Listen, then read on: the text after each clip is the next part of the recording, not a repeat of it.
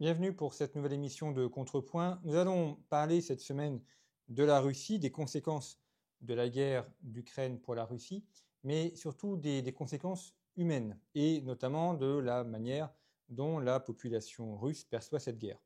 Alors c'est difficile d'avoir des informations, parce qu'il n'y a pas de liberté de parole, il n'y a pas de liberté de presse ou des médias en Russie, donc c'est toujours difficile de connaître la pensée propre des personnes en Russie. L'autre difficulté, c'est que la Russie est un pays qui est très grand et très divers. Donc, ce que pense la population de Moscou n'est pas forcément ce que pense la population de Saint-Pétersbourg, ni la manière dont le conflit est perçu à Vladivostok ou bien en Oural.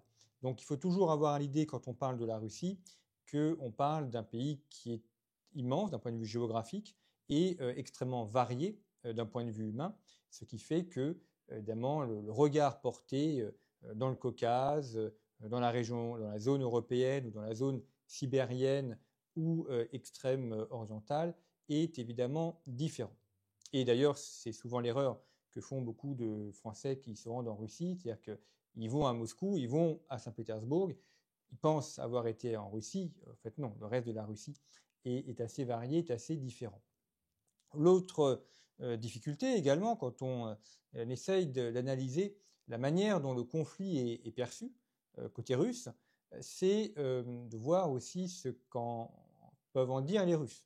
Il y a en Russie un patriotisme qui est tout à fait légitime, hein, l'amour de son pays, l'amour de la Russie dans lequel les populations russes vivent, et donc évidemment la volonté de ne pas donner une image trop négative.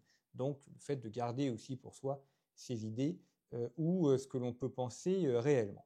Donc une fois qu'on a posé ce cadre méthodologique, on peut essayer de voir comment le conflit est perçu, notamment alors soit en se rendant sur place. Pour ma part, j'allais en Russie régulièrement, enfin au moins une fois par an, avant l'invasion de l'Ukraine, mais depuis je n'ai pas pu m'y rendre. En revanche, il y a évidemment des liens humains, hein, amicaux, conservés avec des personnes avec qui on peut échanger, et puis également la présence de Russes en France ou ailleurs en Europe avec qui évidemment on peut discuter et avoir des informations. Ce qui est intéressant, c'est de voir un certain décalage, voire même un décalage complet, entre la manière dont le conflit est perçu par une partie importante, notamment de la population qui vit à Saint-Pétersbourg et à Moscou, et une partie de la population française, on va dire, favorable à la Russie, ou favorable, ou avec une lecture du conflit qui est une lecture plutôt russe du conflit. Donc avec l'idée que la Russie se protège ou que la Russie défend ses intérêts ou défend une vision géopolitique globale. Et notamment, on voit chez une grande partie des Russes, donc de Moscou et de Saint-Pétersbourg, une certaine défiance à l'égard du conflit, ainsi qu'à l'égard de Vladimir Poutine, et également beaucoup de départs.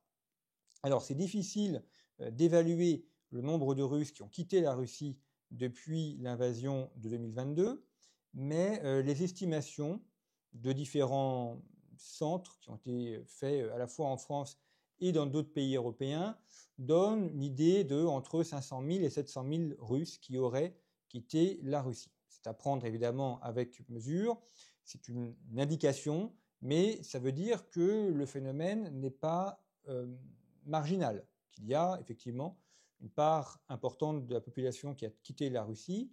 C'est une population essentiellement jeune, donc qui était en âge de combattre, et une population urbanisée et éduquée. Éduquée, c'est-à-dire qui a fait des études et qui a fait des études supérieures. Et cette population est partie pour plusieurs raisons. La première, c'est pour échapper à la guerre.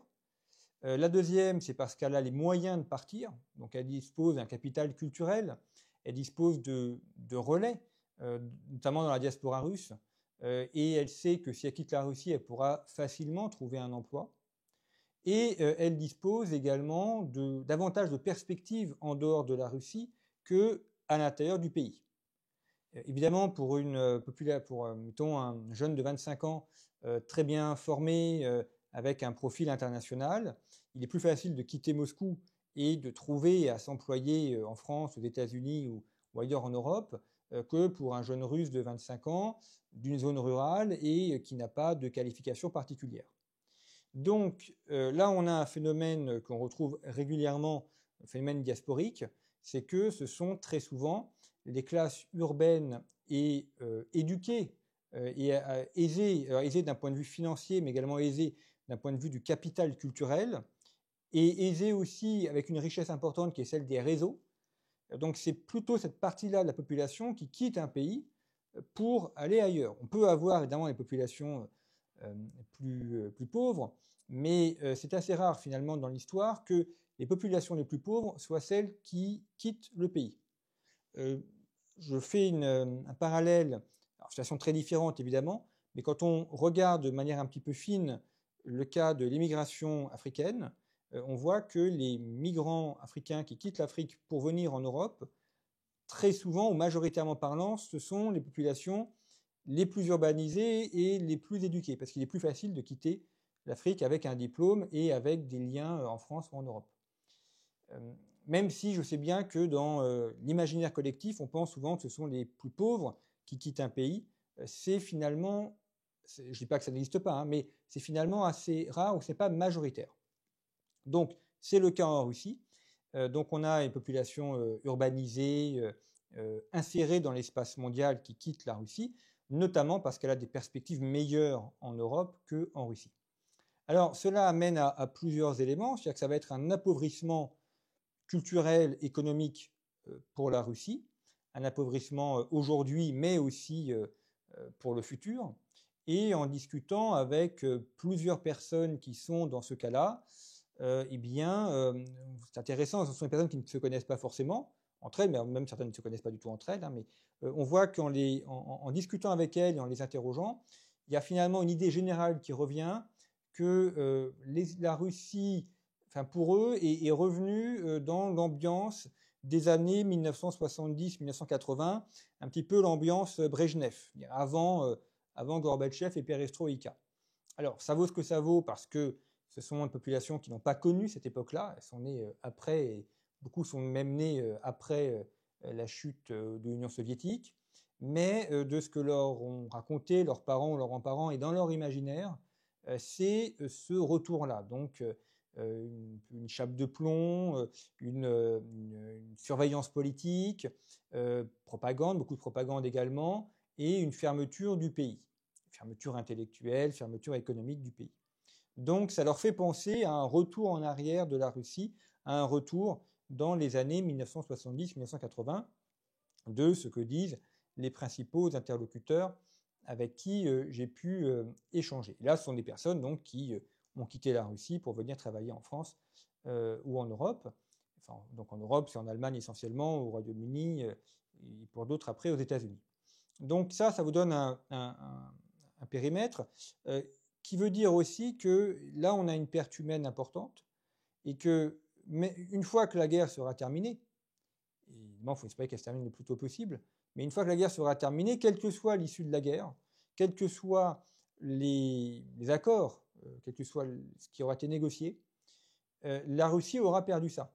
Elle aura perdu cette jeunesse éduquée, insérée, qui a quitté le pays et qui, a priori, ne reviendra pas.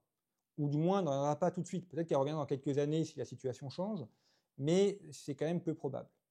Et donc là, vous avez une perte humaine, une perte de capacité d'insertion, de développement économique, qui va peser lourd sur le futur de la Russie.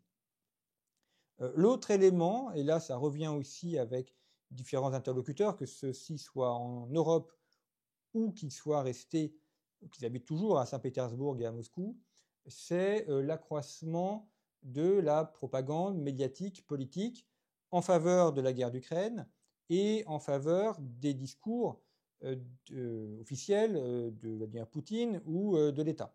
On dirait que c'est normal que lorsqu'on est en guerre, on ait davantage de propagande évidemment et de discours officiel et qu'il n'y ait pas de possibilité de discours autres. Mais là, nous disent nos interlocuteurs, c'est à un niveau beaucoup plus important, beaucoup plus élevé. Et donc, il n'y a plus de discussion possible, avec également un matraquage à l'égard de populations peut-être de distance critique plus faible, qui fait qu'il y a un formatage des esprits avec un enrôlement des esprits, notamment à l'école.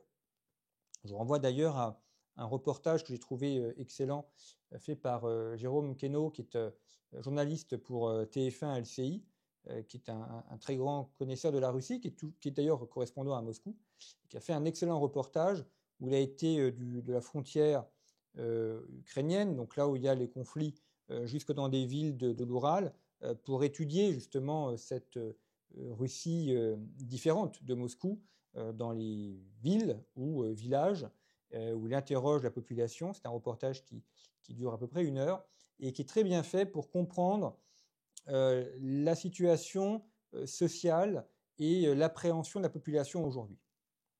Voilà. Donc, pour conclure cette émission, on peut dire qu'on voit un renfermement politique, économique, mais également social et culturel, avec une partie importante de la population qui est partie. Encore une fois, c'est compliqué d'avoir un chiffre précis, mais on serait dans une fourchette de 500 000 à 700 000. Ça donne une idée. Ça veut dire que ce n'est pas anodin. Et ce n'est pas anodin, et ça va peser évidemment pour la suite. Et là, évidemment, Poutine voudra présenter cette guerre comme une victoire, mais en réalité, sur le moyen terme et sur le long terme, notamment avec le départ de cette population, ce sera évidemment une défaite et des difficultés à venir pour la Russie pour les prochaines années. Merci pour votre fidélité aux émissions de Contrepoint. À très bientôt.